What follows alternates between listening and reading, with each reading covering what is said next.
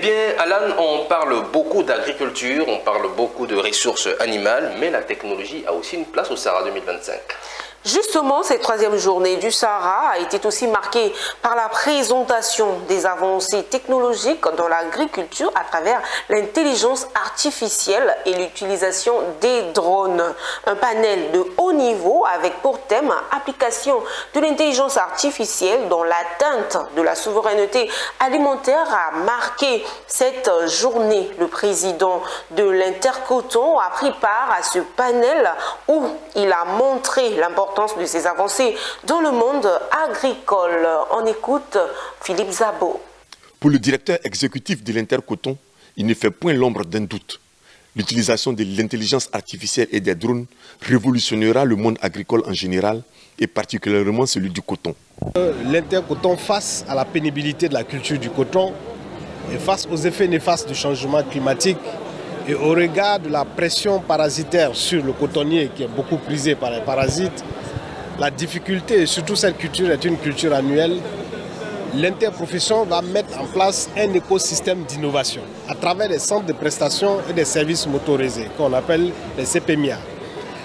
À travers ces centres de prestations, nous allons mettre en place un certain nombre d'innovations pour réduire la pénibilité du producteur durant l'itinéraire technique, le cycle culturel. Et la première résolution, la première solution, la première innovation que nous apportons, c'est sur la motorisation des labours.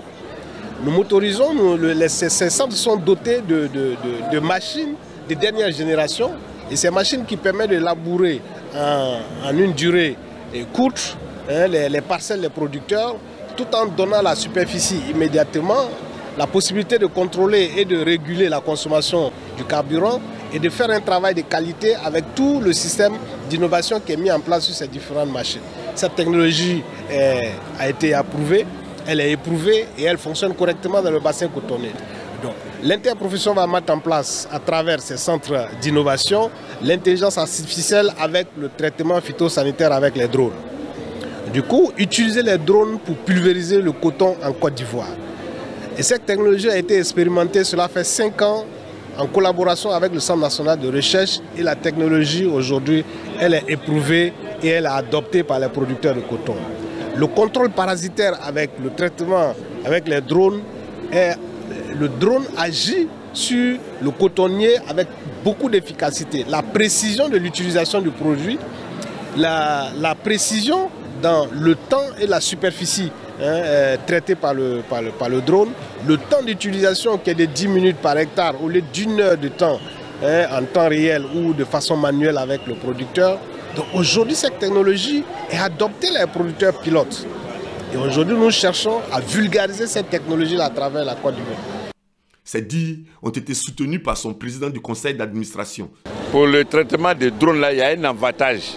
Et l'avantage, il dit qu'il y a l'avantage de la santé et du repos du producteur, mais il y a un avantage d'augmentation du rendement. Voilà, parce qu'avec le drone, on ne rate pas de traitement. Et quand on fait le traitement est correct, la vitesse même de la drone même fait tomber d'abord les chenilles à terre et qui les tue. Avant ces propos, le président exécutif de l'Intercoton et son conseil d'administration étaient à la salle Cacao du Sahara pour défendre l'utilisation de l'intelligence artificielle et des drones dans l'agriculture.